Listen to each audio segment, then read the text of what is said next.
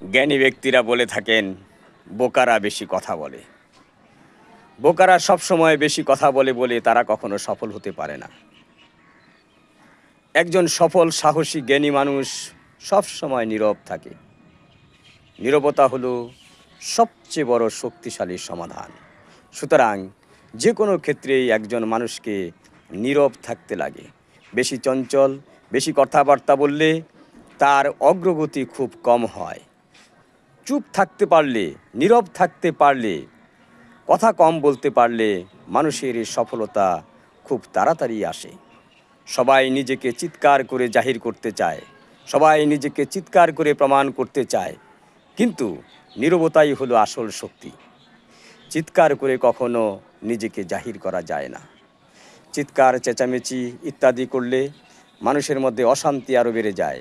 সংসারে দুঃখ, কষ্ট, দৈন্য ফিরে আসে, কারণ চিৎকার চেঁচামেচি করার ফলে নীরবতা ভঙ্গ করলে সংসারের লোকজন বিরক্ত প্রকাশ করে এবং ওই বাড়িতে বা ওই যেখানে এই সমস্ত নীরবতা না থাকে, যেখানে বেশি হই হাল্লা চিল্লা ইত্যাদি হয়, সেখানে কখনোই উন্নতি হতে পারে না। সে যে কোনো প্রতিষ্ঠান হোক, যে কোনো সমাজ হোক, যে কোনো বাড়ি হোক।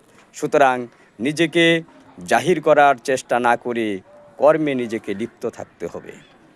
জাহির করা যায় না। তোমার যতটুকু বলা দরকার তার বেশি একটা কথাও বেশি বলা যাবে না। যতটুকু বলা দরকার ততটুকুই বলতে হবে। নীরব থাকতে পারলে গুরুত্ব বাড়ে, আর নীরব যদি থাকা না যায় গুরুত্ব কমে যায়।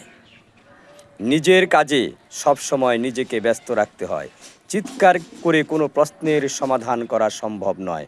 মানুষ বেশিরভাগ ক্ষেত্রেই চিৎকার চেঁচামেচি করে নিজেদেরকে জাহির করে এবং তার পরিণতিতে যা করতে চায়, যা কিছু শুনতে চায়, যা কিছু বলতে চায় সব কিছু ভুলে যায় এবং তার সব সময়